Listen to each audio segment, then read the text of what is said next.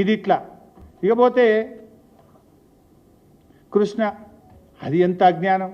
నేను కృష్ణా బేసిన్లో పుట్టినా అంటాడు, పాలమూరు బిడ్డ అంటాడు. కనీసం ఇంకా కృష్ణా నది మీద కూడా అవగాహన ఉండదా నీకు? ఆ జిల్లాలో పుట్టినవు, ఆ నది పరివాహక ప్రాంతంలో పుట్టి పెరిగినవు, ఆడ నుంచి ఎమ్మెల్యే అయినవు. ఆ నదిలో వాటా ఎంత, ఆ నదిలో మన హక్కు ఎంతో కూడా సోయలేదా నీకు? ముఖ్యమంత్రి విడిచిపెట్టు, ఆ జిల్లాలో జడ్పీటీసీగానో ఎమ్మెల్యేగానో చేసినావు కదా. మినిమం నాలెడ్జ్ ఉండాలి, మినిమం సెన్స్ ఉండాలి. ఏమంటాడు కృష్ణాల 500 టీఎంసీలు ఇచ్చి మొత్తం తీసుకో. ఆ వీడియో పెట్టాయా బాబు, ఉన్నదా? అరే తదాబాయి ఇంత మంచి వీడియో మిస్ చేస్తేవి.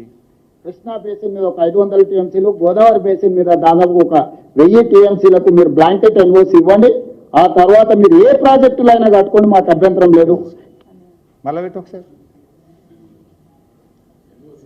కృష్ణా బేసిన్ మీద ఒక 500 టీఎంసీలు, గోదావరి బేసిన్ మీద దాదాపు ఒక 1000 టీఎంసీలకు మీరు బ్లాంకెట్ ఎన్ఓసి ఇవ్వండి.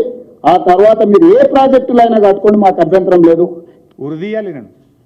ఈయన చేసిన ద్రోహానికి నేను ఉరిదీసినా తప్పులేదు. ఇంత ద్రోహమా? ఒక ముఖ్యమంత్రిగా ఉండి ఇంత బాధ్యత రహితంగా మాట్లాడొచ్చునా? ఉరిదీసినా తప్పులేదు. ఇది ఎందుకంటే కొన్ని లక్షల వేల కోట్ల ప్రజల జీవితాలతో ఆడుకుంటున్నావు నువ్వు ఇవాళ మిస్టర్ రేవంత్ రెడ్డి. దీన్ని చంద్రబాబు ఒప్పుకోడా? ఈజీగా ఒప్పుకుంటాడు. కేసీఆర్ ఏమో నాకు ఇప్పుడు ఉన్న 968 కాక ఇంకా 1950 కావాలని కేసీఆర్ కొట్లాడిండి అన్నాడు. ఈయనేమో 1000 చాలంటాడు. ఇక కృష్ణాకి వస్తా, కృష్ణలో 500 చాలన్నాడా? 500 ఇస్తే నువ్వు ఏమైనా చేసుకో అంటాడు.